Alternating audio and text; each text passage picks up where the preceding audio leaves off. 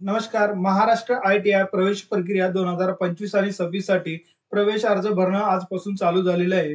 तर आजच्या व्हिडिओमध्ये आपण डिटेल्स आणि स्टेप बाय स्टेप हे जाणून घेणार आहोत, की अचूकपणे तुम्ही कशा पद्धतीने ॲप्लिकेशन फॉर्म भरायचा आहे. तर आजचा व्हिडिओ स्किप न करता तुम्हाला पूर्ण पाहायचा आहे, जेणेकरून तुम्हाला संपूर्ण डिटेल्समध्ये माहिती मिळेल. त्या अगोदर तुम्ही चॅनलवर नवीन असाल तर चॅनलला सबस्क्राईब करून बेल आयकॉनला क्लिक करायला विसरू नका, कारण की अशाच प्रकारचे नवीन-नवीन अपडेट मी तुमच्यासमोर घेऊन येत असतो.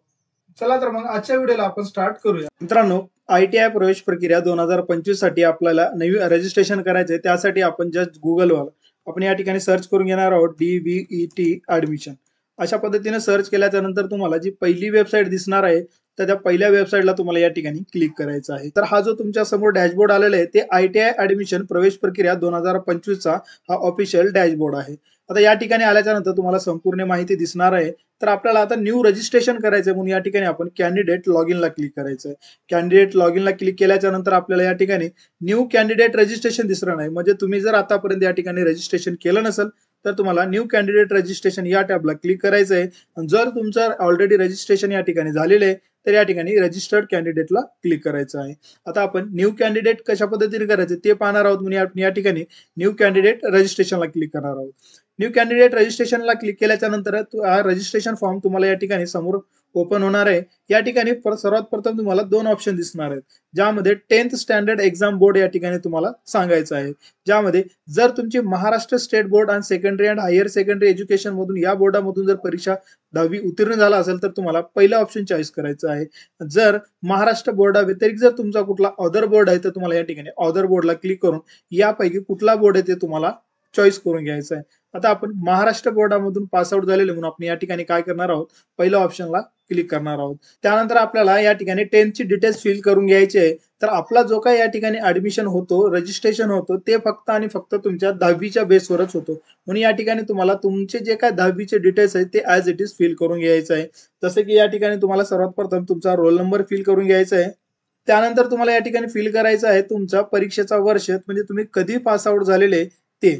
त्यानंतर तुम्हाला तुमचा जो काही एक्झाम आहे तो एक्झाम तुम्हाला या ठिकाणी मंथ सिलेक्ट करून घ्यायचा आहे. त्यानंतर तुमची जी काही डेट ऑफ बर्थ आहे ते डेट ऑफ बर्थ तुम्हाला या ठिकाणाहून सिलेक्ट करून घ्यायची आहे. डेट ऑफ बर्थ सिलेक्ट झाल्याच्या नंतर मित्रांनो तुम्हाला या ठिकाणी यायचं आहे तुमचं पहिलं नाव, या ठिकाणी जे आहे ते पहिलं नाव तुम्हाला कॅन्डिडेट डिटेल्स मध्ये फिल करायचे. आता या ठिकाणी जे डिटेल्स तुम्ही फिल करता, एक दोन गोष्ट लक्षात ठेवायचं यामध्ये. तर तुमचं फर्स्ट नाव म्हणजे तुमच्या जे मार्कशीटवर आलेलं आहे तो पहिलं नाव तुम्हाला या ठिकाणी फिल करायचं आहे. आणि या ठिकाणी लास्ट नेम म्हणजे सरनेम हे म्हणजे या ठिकाणी फक्त आणि फक्त तुमचं आडनाव या ठिकाणी फिल करायचं आहे. तुमच्या वडिलांचं नाव या ठिकाणी फिल करायचं नाही.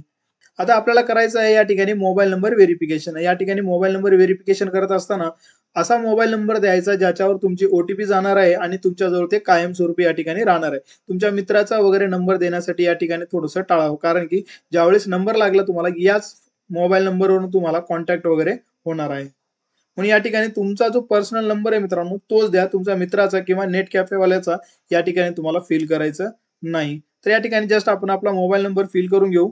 मोबाईल नंबर फिल केल्याच्या नंतर थोडंसं जर साईडला आपण क्लिक केलं तर एक पॉपअप विंडो येणार आहे. तुम्हाला भविष्यामध्ये हॉल तिकीट असो, परीक्षा असो किंवा तुमचे डॉक्युमेंट असतील ते जर काढायचं असेल तर हाच मोबाईल नंबर तुम्हाला कायमस्वरूपी राहणार आहे. असा एक ऍग्री म्हणून या ठिकाणी तुम्हाला क्लिक करून घ्यायचं आहे. त्यानंतर तुम्हाला जो काय आपण नंबर फिल केलेला आहे त्याला व्हेरीफाय करून घ्यायचं आहे. व्हेरीफाय केल्याच्या नंतर तुमच्या मोबाईलला एक OTP रिसीव्ह होणार आहे, ते ऍज इट इज OTP तुम्हाला या ठिकाणी फिल करून घ्यायचं आहे. त्यानंतर तुम्हाला या ठिकाणी सबमिट बटनला क्लिक करायचं आहे. सबमिट बटनला जसंही क्लिक करता तुम्ही तर तुम्हाला या ठिकाणी सक्सेसफुल व्हेरिफिकेशनचा मेसेज येणार आहे. त्यानंतर तुम्हाला ओके करायचं. ओके केल्याच्या नंतर या ठिकाणी तुम्हाला तुमची जी काही ईमेल आयडी आहे ते ईमेल आयडी या ठिकाणी फिल करायचं. त्यानंतर तुम्हाला जो पासवर्ड हवा आहे ते लक्षात राहील असा पासवर्ड जनरेट करून तुम्हाला या ठिकाणी कन्फर्म पासवर्डला क्लिक करून तुम्हाला जस्ट या ठिकाणी कॅप्चा फिल करून घ्यायचा आहे. जसा कॅप्चा आहे जसाचा तसा कॅप्चा या ठिकाणी फिल करून तुम्हाला रजिस्टर बटनवर क्लिक करायचं आहे. त्यानंतर तुमचं जे काही रजिस्ट्रेशन आहे ते रजिस्ट्रेशन या ठिकाणी पूर्ण होणार आहे आणि रजिस्ट्रेशन पूर्ण झाल्याच्या नंतर 2025-05A अशा प्रकारचा त्या ठिकाणी पुढे 6 नंबर येऊन तुमचा जो काही रजिस्ट्रेशन आहे तो रजिस्ट्रेशन जनरेट होणार आहे.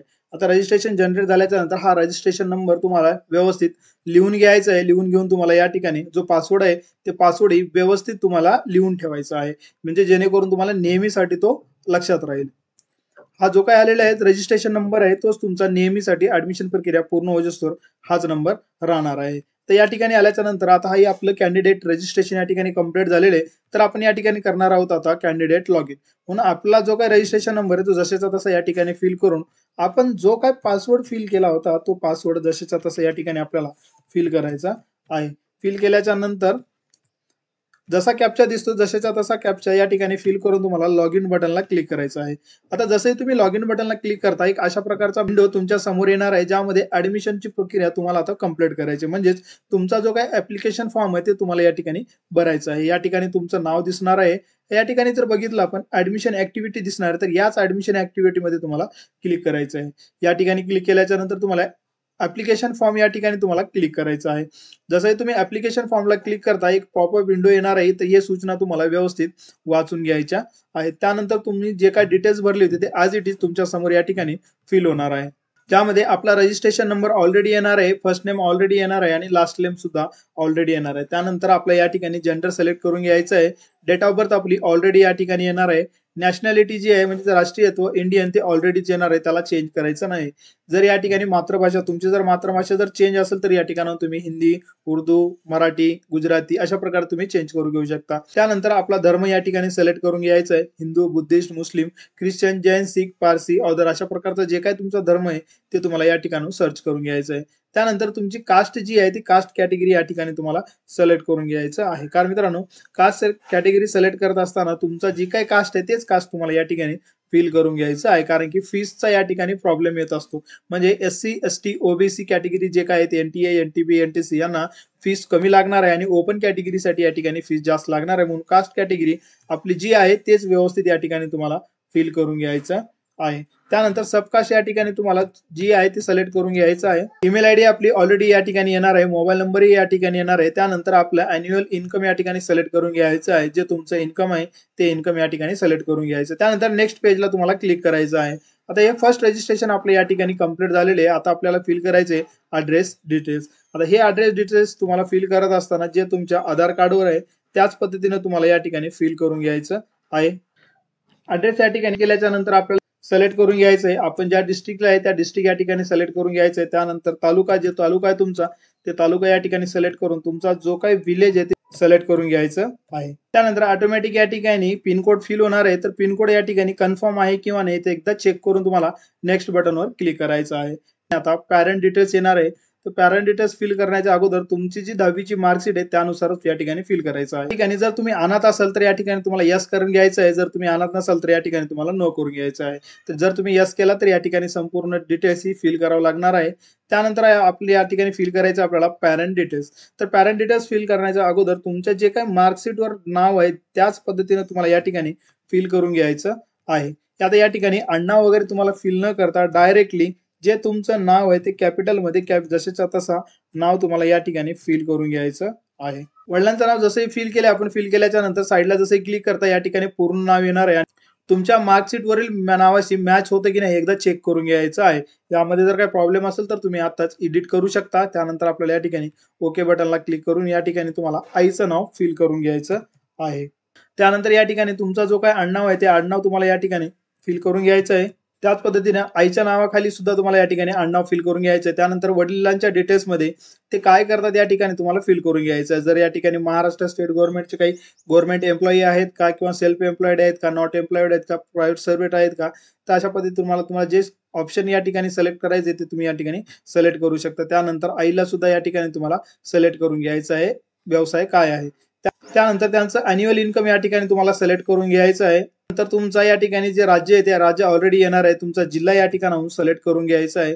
डिस्ट्रिक्ट सिलेक्ट करत असताना दोघांची या ठिकाणी डिटेल्स पॅरेंट डिटेल्स सोबतच फिल करून घ्यायचं आहे. त्यानंतर तालुका या ठिकाणी फिल करून घ्यायचा आहे. फिल केल्याच्या नंतर या ठिकाणी तुम्हाला नेक्स्ट बटनला क्लिक करायचं आहे. जसंही नेक्स्ट बटनला तुम्ही क्लिक करता तर तुमची या ठिकाणी ॲडिशनल डिटेल्स येणार आहे. तर या ठिकाणी ॲडिशनल डिटेल्समध्ये जर तुम्ही या ठिकाणी संरक्षण क्षेत्रातील संबंधित आहात, जर तुम्ही डिफेन्स कॅटेगरीमधून आहात तर तुम्हाला या ठिकाणी यस करायचं, अदर या ठिकाणी नो करायचं आहे. त्यानंतर जर तुम्ही डिसॅबिलिटी आहात म्हणजे तुमच्याकडे काही अपंगत्व वगैरे आहे तर तुम्ही या ठिकाणी यस करू शकता आणि ते किती आहे कोणत्या प्रकार कॅटेगरी मधलं आहे ते तुम्ही या ठिकाणी फिल करू शकता. नसेल तर तुम्हाला नो करून घ्यायचं आहे. त्यानंतर तुम्ही इंटरमिडिएट चित्रकलेची परीक्षा पास आउट असाल तर या ठिकाणी यस करायचंय, अदर तुम्हाला नो करून घ्यायचं आहे. जर तुम्ही या ठिकाणी यस केलात तर तुमचे 10 मार्क्स वाढणार आहेत आणि ज्यावेळेस तुम्ही ऍप्लिकेशन फॉर्म कन्फर्मेशन करण्यासाठी कॉलेजमध्ये जाता त्यावेळेस ते सर्टिफिकेट तुम्हाला मागणार आहे. जर तुम्ही स्पोर्ट कॅटेगरीमध्ये जर प्रमाणपत्र असेल तर तुम्हाला या ठिकाणी यस किंवा नो करू शकता. तर आपल्या कंडिशनमध्ये या ठिकाणी काहीही नाही म्हणून या ठिकाणी आपण नेक्स्ट बटनवर क्लिक करणार आहोत. त्यानंतर या ठिकाणी महत्वाचं आहे जे स्कूल डिटेल्स. आता या ठिकाणी स्कूल डिटेल्स फिल करत असताना व्यवस्थित फिल करून घ्यायचं आहे. तर या ठिकाणी सर्वात प्रथम आपला महाराष्ट्र सिलेक्ट राहू द्यायचं आहे, कारण की आपण महाराष्ट्रामधून 10वी पास आउट झालेले आहे. त्यानंतर आपल्याला या ठिकाणी शाळेचा डिस्ट्रिक्ट या ठिकाणाहून तुम्हाला सिलेक्ट करून घ्यायचं आहे. त्यानंतर शाळेचा तालुका या ठिकाणाहून तुम्हाला सिलेक्ट करून घ्यायचं आहे. तुमच्या शाळेचं गाव जे आहे ते तुम्हाला या ठिकाणाहून सिलेक्ट करून घ्यायचं आहे. या ठिकाणी जर 10वी पास आउट असेल तर तुम्हाला या ठिकाणी यसच करायचं आहे. त्यानंतर 10वीला जर तुम्ही टेक्निकल एज्युकेशन घेतलं असेल तर तुम्हाला या ठिकाणी यस करायचं आहे, नसेल तर नो करायचं आहे. त्यानंतर तुम्ही जर या ठिकाणी हँडिकॅप कॅटेगरी मधून जर येत असाल तर तुम्हाला यस किंवा नो करून घ्यायचं आहे. त्यामध्ये एसएससी मध्ये विज्ञान आणि गणित विषय हे तुमचे असणं कंपल्सरी आहे, म्हणून या ठिकाणी नेहमी यस करून घ्यायचं आहे. त्यानंतर थोडंसं स्क्रोल डाऊन जर या ठिकाणी केलं तर आपल्याला या ठिकाणी मार्क्स फिल करून घ्यायचे आहेत. तर सर्वप्रथम मराठीचे मार्क्स, त्यानंतर हिंदी, त्यानंतर इंग्लिश, त्यानंतर मॅथमॅटिक्स, त्यानंतर सायन्स आणि त्याच्यानंतर सोशल सायन्स अशा पद्धतीने या ठिकाणी मार्क्स फिल करून घ्यायचे आहेत. फिल केल्याच्या नंतर संपूर्ण आपले विषय 10वीच्या मार्क्सनुसार मार्क्स फिल झालेले आहेत का एकदा टॅली करून घ्यायचं आहे.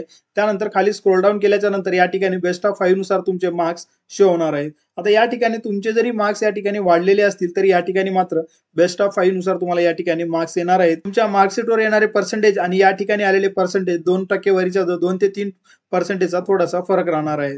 त्यानंतर हे जे ऍडिशनल वेटेज आहेत, जर तुम्ही एखादं जर इंटरमिडिएटची परीक्षेला जर यस केलं असलं तर या ठिकाणी तुम्हाला 10 मार्क्स आले असते. जर टेक्निकल एज्युकेशनला 10 मार्क्स वाढले असते, डिफेन्स कॅटेगरी असेल तर 10 मार्क्स वाढले असते. यात म्हणजे खेळाडू किंवा बाल सुधारगृहातून जर तुम्ही उमेदवार असाल अशा प्रकारचे जर तुम्ही ऍडिशनल तुमच्याकडे सर्टिफिकेट असले तर या ठिकाणी 10 मार्क्सवर तुम्हाला वाढून भेटले असते.